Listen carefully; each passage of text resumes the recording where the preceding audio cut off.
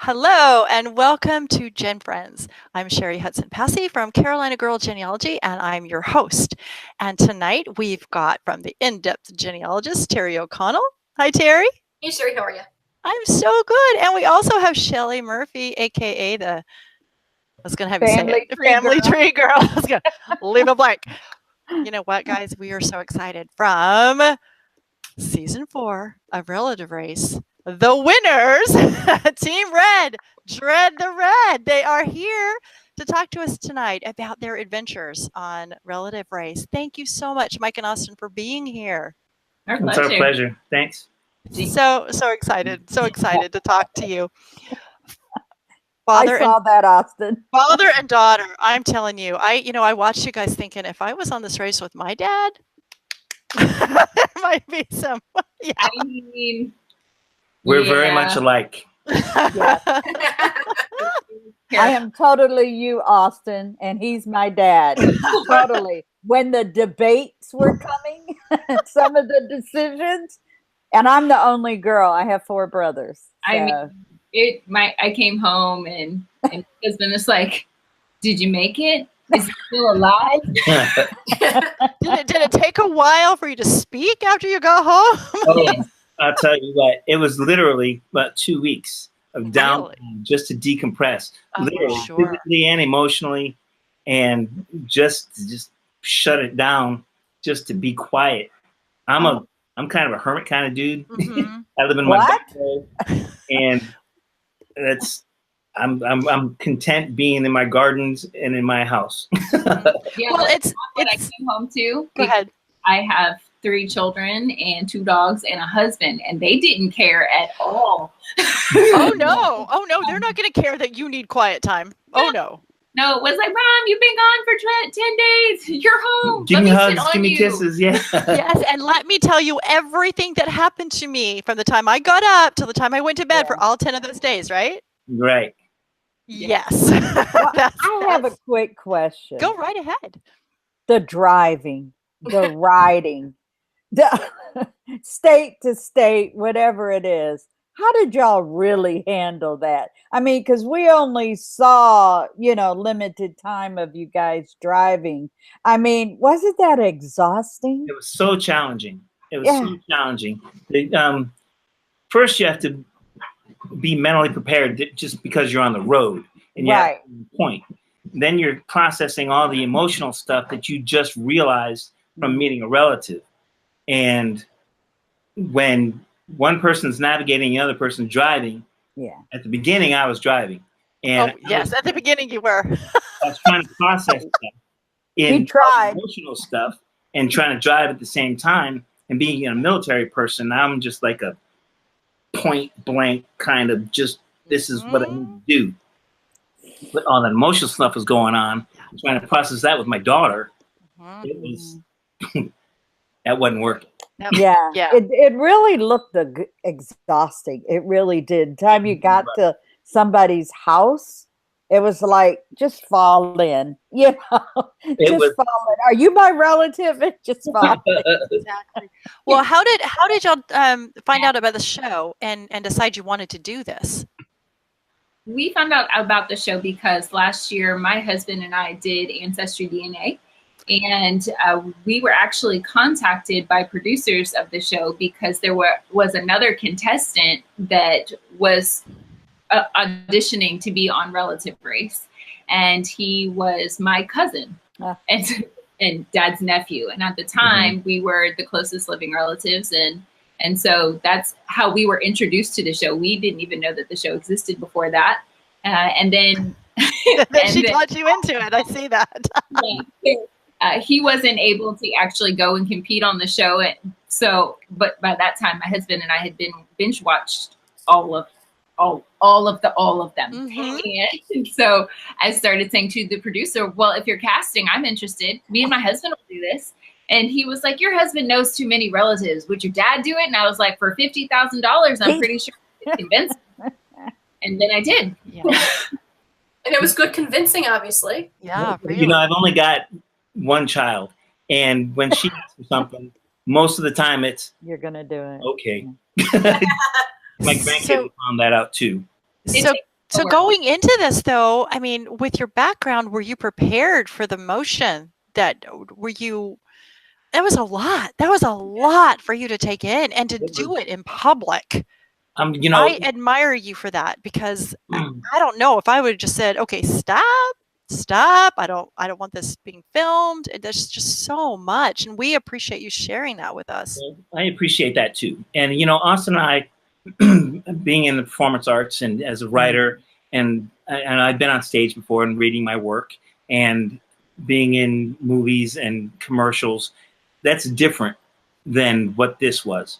Correct. Cameras were capturing stuff that I could never imagine. No. So yeah, it was a lot. Yeah. I think the real thing. I think it was especially challenging for Dad, because if we're being completely honest, Dad did not want to do this. Like, he did this because I harassed him and coerced him and was like, we are going to do this, because of the two of us, he really had resigned himself to never knowing who his father was. He wasn't interested. He didn't care. He was like, I got my daughter. I have these grandkids. My life is fine. I don't want to rock the boat. And I'm like, but I want to know. And this is important for my identity. And I'm interested in finding out about this. So, I think emotionally going into the show, it was more significant for me initially, in as much as it's what my heart desired. And he was just like along for the ride. Like, Dad, we're going to do this.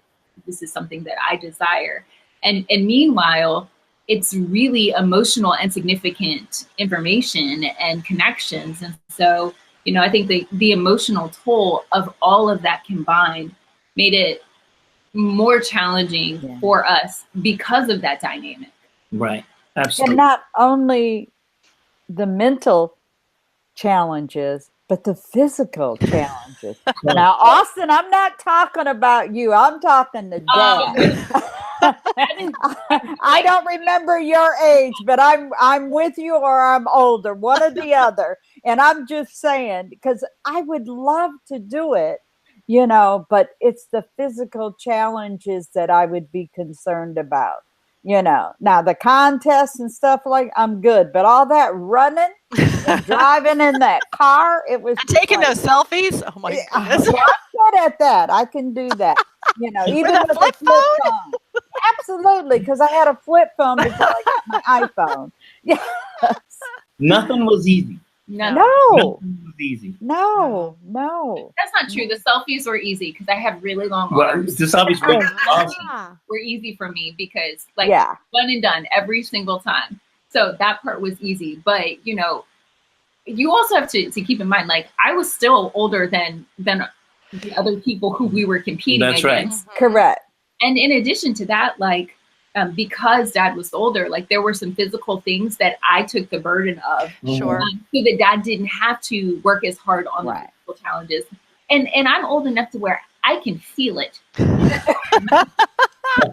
I do karate 4 times a week, and I walked away from the race with injuries. Like, I was out of karate 6 weeks, my recovery time, because I really both my ankles. Yeah. Like, it was hardcore because I am hardcore. And that brace on my knee was because of a torn meniscus. Yeah. Oh my goodness.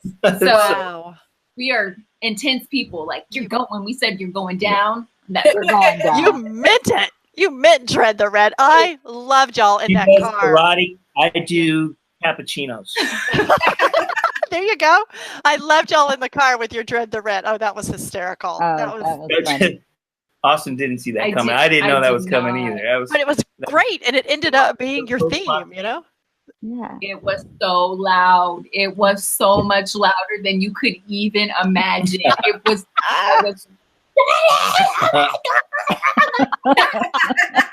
We were on the way to Cape Cod, and I mean, we were getting ready to do some serious navigation to get to where we needed to get to, and it was complicated. And she was like, "We need a song." And I was like, "We need to pay attention to this road."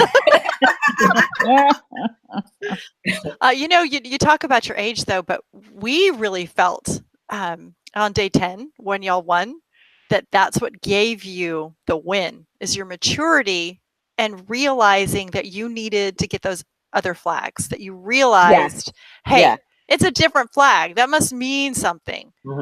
We really feel like that your age, the maturity, is what gave you that upper hand. And that's what we really banked on when from the beginning of the race. We knew that intellectually, if we could connect and be forward thinking and positive, I mean, it was more brain power than muscle. And there's something to be said for that. And talking about communication, you guys don't see a lot of that, but we would discuss things constantly. And strategize. And be very intentional about thinking through how to work smarter and not harder.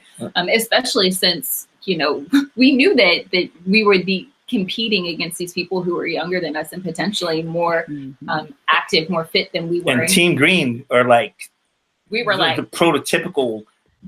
I mean, if you were going to be in a reality show, you would want to be Precious in Paris. Yes, definitely.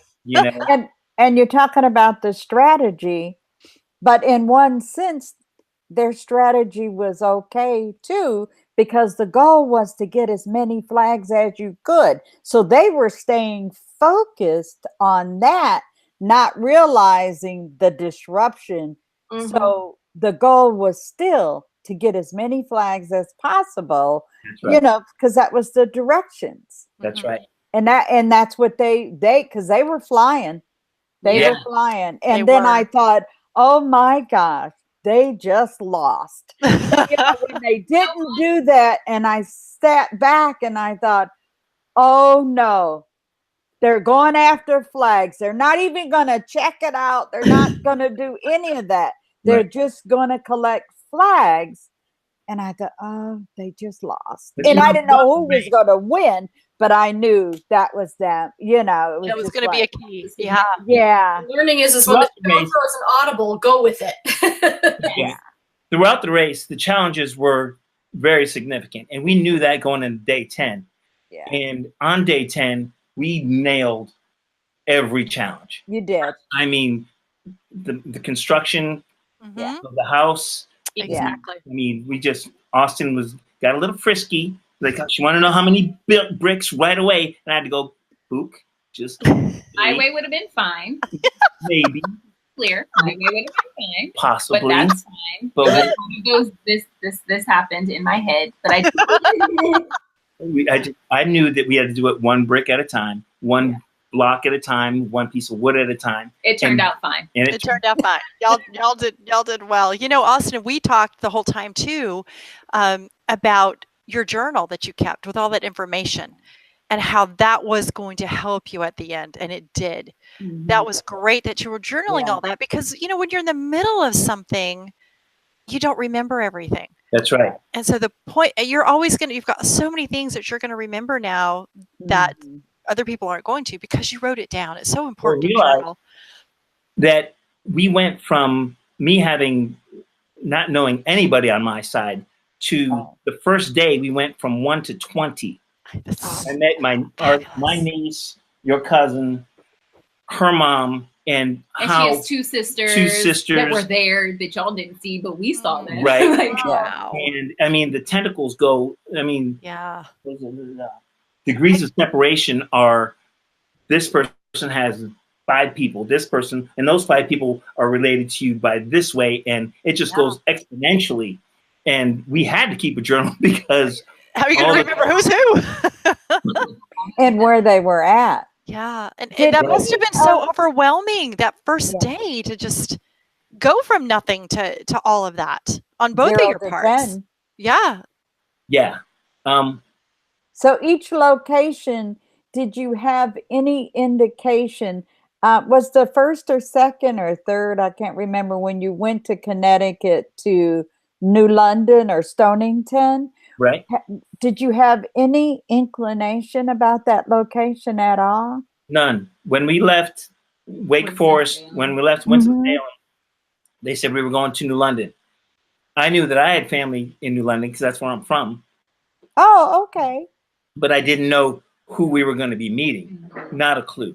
So then you're there and that's where you're from, and you meet people that you didn't know, because it's not that big. My 4th great grandfather was born there, maybe the 5th, not sure, but the 4th great, as far as research, they're from there. And it's like, oh my goodness, wait a minute.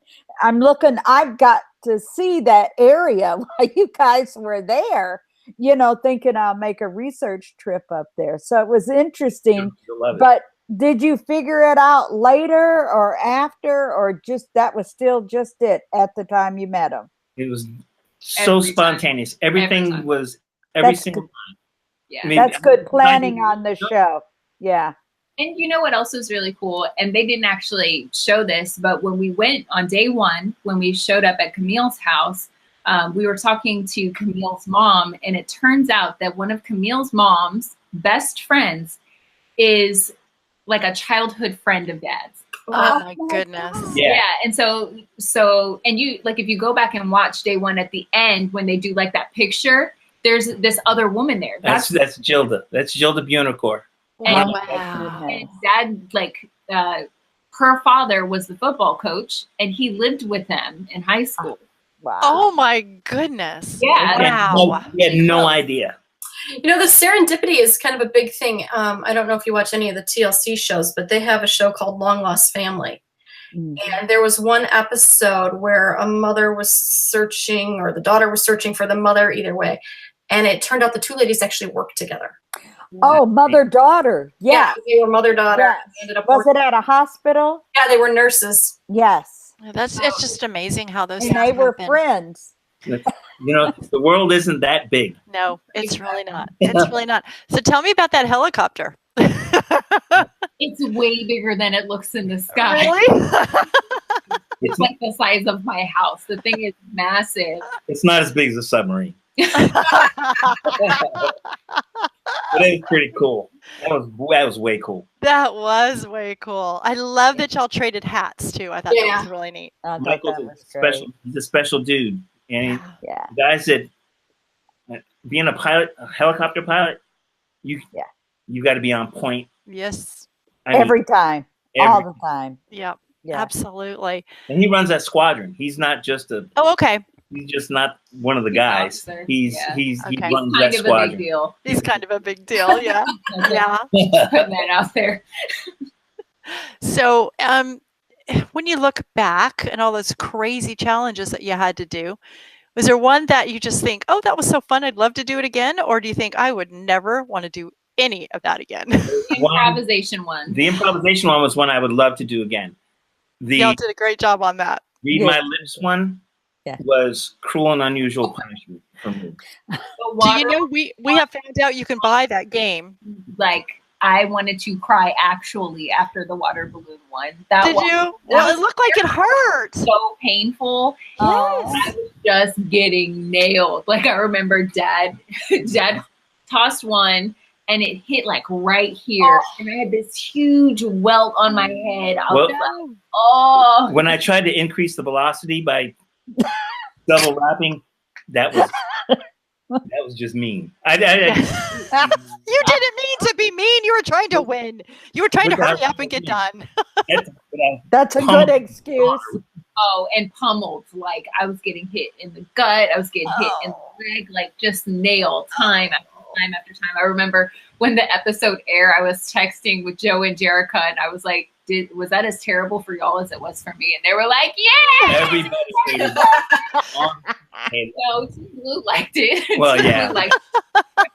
Well, we thought it was really interesting to find out that y'all didn't get to see any of the show until it aired. Yes. Yeah, that's right. So you were watching it. You were watching it live with the rest of us. So I thought that was really cool. That you didn't know. So you probably learned some interesting things about the other teams. Yeah. Yeah, it would have been stuff you wouldn't have seen. Yeah. They were in Texas and in North Carolina. We were in Connecticut. And well, what was the best location you guys hit? Not just because of the family stuff, but just best location, that you would go maybe visit again.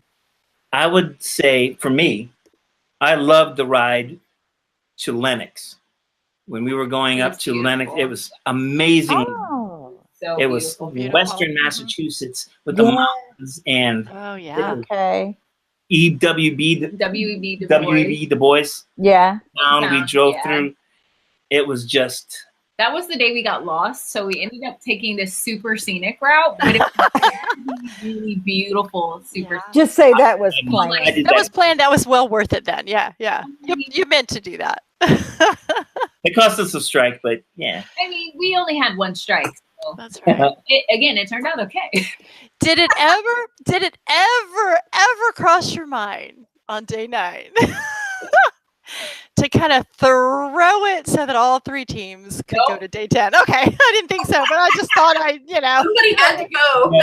I would be looking for your phone number, finding you on Facebook or something. We never even discussed it. We never even. It was. I mean, it's so intense. Yeah. And there's so much going on. Yeah.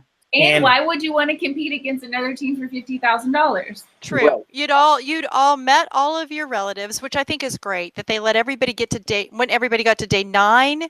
Yeah. They met all their relatives, and then you could just focus on the genealogist for day 10 and go for that 50,000. So I liked the fact that. And not only that, like I think, especially going into day 10 and going into day 9, you have to remember that we were very much like underdogs. Like I personally was not watching the show thinking, people are really dreading the red right now. Dad and I kind of joked about it. We kept going like, we're team tortoise, like slow and steady wins the race. We don't have to come in first. Our goal was to just don't get a strike. Right. And so been walking away with just one strike, like that was a part of our strategy. We were not feeling the pressure of like we have to win every day. We wanted to win. We certainly worked hard to do our best every single day, but that was not our end goal. So by the time we got to day 9, we're still like, just don't get a strike. That's just our mentality at that point. And realize that we've done 9 days of racing and competing and meeting and doing all this emotional stuff. We were beat down. Oh, I'm sure. Cold, rainy, and we had to go from New Jersey to Philadelphia, driving and pouring down cold, miserable rain, and the traffic was insane. Oh, bad. I was frankly worried about y'all when we watched day 10 and it was raining. I thought somebody's gonna slip and fall, somebody's gonna be running, and they're gonna slip and fall. I mean, it was bad. That was 3 hours of. Yeah, I can imagine. I can imagine, but you came out victorious. You did.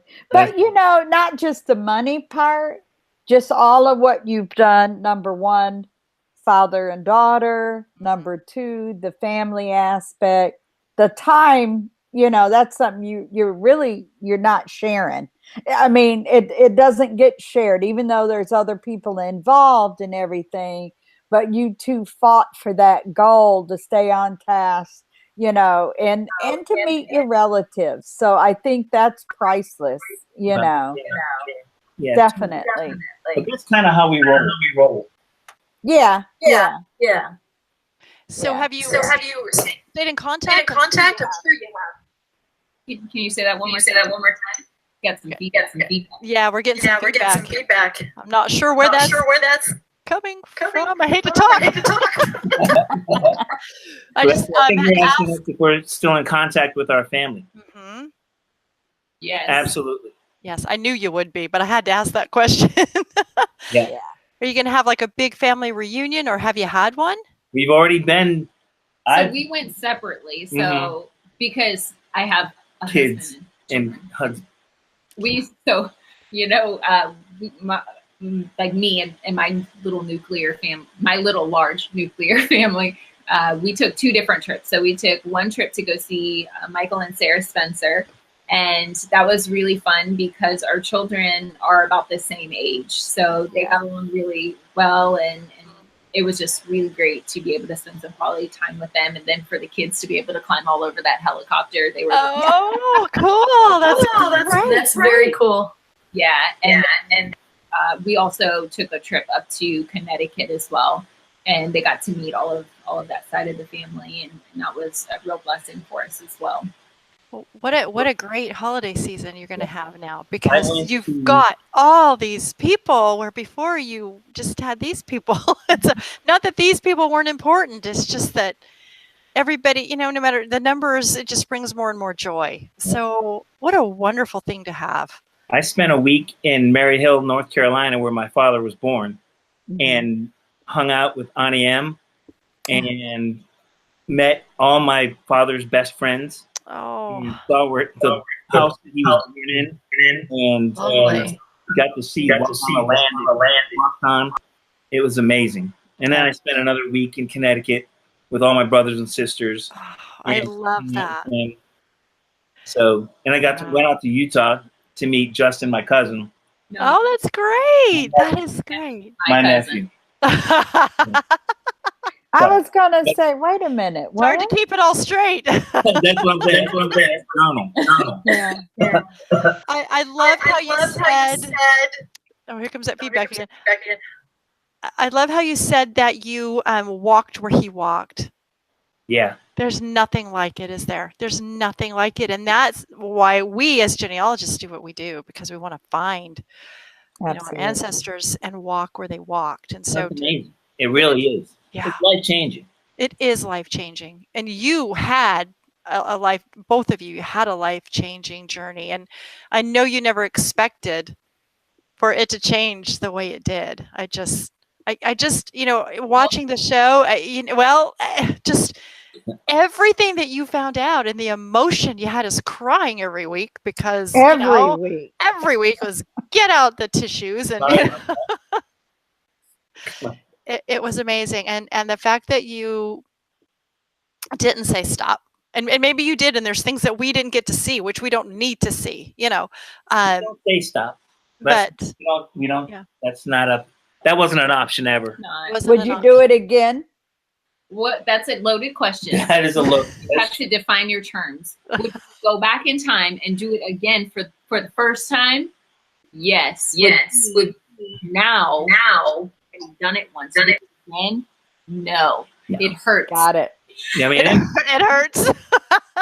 You know, it was the cost benefit analysis. I mean, it was we won, it awesome. was just. But it's only 10 days. Y'all could do it again.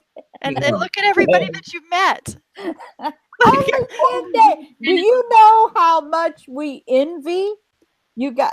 And again, we're researchers, so we would be like gathering those cousins up for you. I mean, we could just keep going. I was up till 3:15 this morning, you know, and trying to stay up right now because it's hitting me. But, you know, and this is what we're sitting there. And that's why we appreciated it so much, because we have those chances to help families. You know, some of us take clients and stuff, or it's for our own family.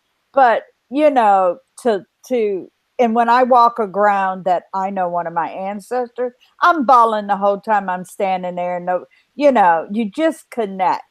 Right. You know, it's really just connect. But I can understand with the challenges and yeah. But you got to do some really fun things with your relatives too, though. That bike ride you took. The bike ride was awesome. That was a blast. That would be the place. Like if Dad's place was the Berkshires, my place that I would go back would be Cape Cod. Like it was really beautiful. It had to be so relaxing. Like the postcards. Yeah.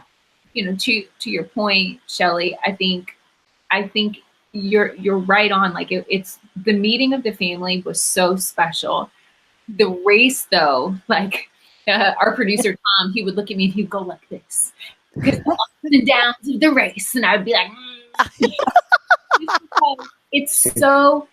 Yeah. There's nothing that you can do to prepare for it. There's no training. Other than learn to use a flip phone to take selfies and read maps. Yeah, but as helpful as you think that it will be, like, you know, not for nothing. There was an area, we were leaving Connecticut going north, and the exit numbers had changed. And the sign would say, this exit used to be this. Yes. Mm-hmm. Like, you can't do that. Not during my 10 days. I'm navigating. I'm saying we're looking for exit 5, and then get the sign that says exit 5 is now 17A. Yeah. Oh gosh. What? So it was just hard. Was it worthwhile? Absolutely. Was it an opportunity of a lifetime? Of course. Would we do it that first time again? 100% would never want to get rid of this opportunity. Now knowing all of the people that we know, ouch, is good. We're good. Yeah. Ouch is good. I love that. With everyone else, please. I like the ouch. The ouch is good. Yeah. Good. Well, is there anything else about your experience that you want to share with us, or anything like that before we have to say goodbye tonight? Well, I would like to just say how close you become with the other teams. You know, we just have those little snippets at the end of each night, and watching the show in its completion, you realize how connected we all are. Yes. Right. And I think that's small. Yeah, I think that was one of my favorite parts, the Skype, when they started doing the Skype calls and seeing everybody together and everybody sharing their day. And Joe and Jerica came here. Yeah, Joe and Jerica have come down to visit. They came down to Charleston? Y'all have another reunion. You better let me know. I was going to say, I'm only 2 hours away. They came to Austen. They came to my house. They're fun. They're fun ones. They're wonderful. Yeah, my Aunt Margaret. Our Aunt Margaret has adopted them. Oh, that's so fun. That's so fun. Even with like as we go on the night of finals, like Precious just sent me a text message with 2 red hearts, because we communicate with our respective colored emoji hearts. Yes. Right. And black hearts, red hearts, green That's hearts, right. That's right. hearts, so on and so forth. And just being able to, as we watch the stories unfold, like send a text message that said, "Thank you for sharing your story. Like that was amazing. It was beautiful. Thank you for allowing us to be a part of your journey," because it's like that for us too. Sure. Even though at the end of those days we're having the calls, we're still only seeing such a small part of a much bigger picture. And so, it meant so much to me to get a text message from Precious after the finale, and to be able to interact with Joe and Jerica as the season unfolded as well. So, to Dad's point, that those are the things that unite us. And it's such a weird experience anyway. Like only they really understand. Well, we were I life. didn't mean to cut you off. When we were at the airport in Philadelphia, coming home, Paris and Precious were there, and it was made me big hugs. And it was cool. They're good people. They're really great people. So that's new family that you've acquired. That's right. Might not be DNA, but it's new family. That's right. And connected in a way that most people would never understand. Never understand. Exactly. And that's so good to hear, because we fall in love with all the teams watching, and so we love to hear that you're staying connected and that you're loving each other, and there's not that, oh, they won and I didn't kind of thing that you can get sometimes. So Precious's kids did the Polar Express thing. They're so cute. I'm so glad to hear that y'all are staying in touch, and that's just wonderful. And we are so grateful that you came on and shared your journey with us. We loved watching all 10 days. We're so excited for you. We yelled and screamed when you won, and so did we. We congrat. I said we, all of us. I screamed for a bed. Warm. Yeah, give me some warm to drink and get me into bed. Exactly. So thank you so much, not only for sharing your journey on Relative Race, being brave enough to do that when you were learning some hard things, and the emotions were so real, and then coming on and talking to us tonight. We appreciate it so very much. Well, you're very welcome. Dread the red, everybody. Dread the red. Don't keep song. My children are sleeping. Don't do it. Don't.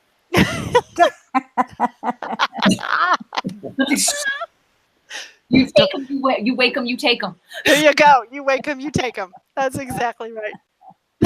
Get some rest. That's too funny. Well, thank you so much for being with us. Thank Bye, you. everybody. We will see you next time on Gen Friends. Thank you.